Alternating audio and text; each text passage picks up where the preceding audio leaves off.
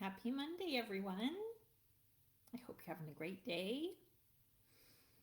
Last week, I talked about creative intuition and that magic moment when things just come together and the inspiration is high. Today, I want to talk about how to get to that place.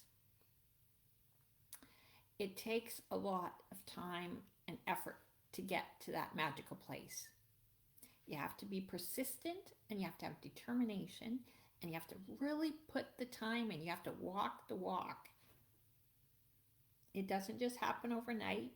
It takes, you have to absorb into the art world and really, really get an understanding for what art is. And then it comes all together all at once. And you have to really be focused every day. Put 10 minutes at minimum into your artwork every day. And that doesn't mean you have to paint every day. Painting is just one aspect of it. And sometimes, when I'm not able to get to the easel, I can sit and read a book, or I watch an art documentary, or lately I've been doing puzzles. And I just finished Van Gogh's Night Cafe. I think I mentioned this briefly in one of my past 10 minutes. And that makes a big difference. I'm really enjoying the puzzle aspect because you get to really get the intricacies and you get up close and personal with the shapes and the colors and the lines that Van Gogh used. So that's a good tip to really absorb yourself into art history books. Go look at art museums. Sit and listen to some music that really inspires you. All of these things are helpful. And right now, in the world we're living in, it can be really, really hard to get inspired when there is so much stress and strife and people are suffering, and you somehow have to take a few minutes and distance yourself from all the stress because you don't want that to wind up in your canvases. You want to be adding beauty and, well, I shouldn't say you want, because some people like to paint their pain. So one of the reasons I wanted to talk about this week is because a couple of my students are really going through some difficult times in their personal life with some family things, and they've been coming to my art lessons and they've been quite upset and emotional, and painting is an emotional act. And when you have stress in your life, it's really hard to be not have that come out on your canvas. And they thought that coming to art lessons would really help them to relax and chill and be at peace. And that's not always the case. I know when I'm really, really stressed, that's not when I like to paint. That's when I go and do all of these other things. Being surrounded by art and art, the whole art world really, really brings me a sense of peace and relaxation. And that really does it for me. But when I go to paint when I'm in a stressful situation or when I'm in pain, it's really, really a hard thing to be able to focus on being inspired when there is a lot of stress around you. Some artists really find peace by able to put all their stress onto a canvas. That's not my way. And there's no right way and there's no wrong way. But I don't want to put stress on canvas. I don't want to share my stress with the world. I want to keep that away from my paintings. For me, I like to put happiness and joy and peace, and I like to inspire people. So that's my way. And so don't be surprised if you are undergoing a lot of stress that you're having difficulties painting. That might not be the exact day to do it, but keep yourself immersed in art regardless. Art is the saving grace.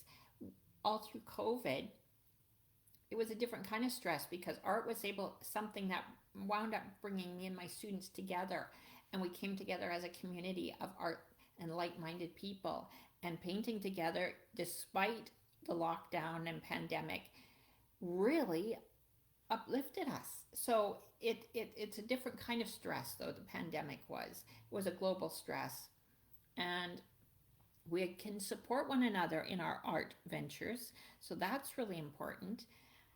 But you've got to be determined to keep at it. You have to, even when you don't feel like painting, sometimes you got to make yourself do that as well. You have to keep at it. You can't just like go away for a month from it and then come back and think you're going to pick up where you left off. It does not work that way. You must stay focused and immerse yourself in art every day. And I'm always telling my students that you have to be, you have to draw constantly. I don't draw as much as I used to, but when I first started painting, my mentor told me that in order to be a good painter, I had to be a good drawer.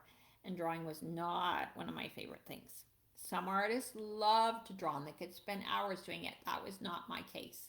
I had to seriously make a dedicated effort to learn the skills of drawing.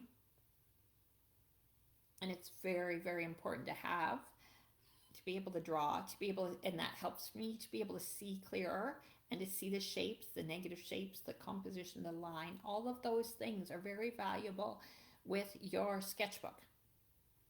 So even 10 minutes a day sketching will do you a world of good, even when you're stressed, because nobody sees your sketchbook. That can be a private venture. And I do that with my writing as well.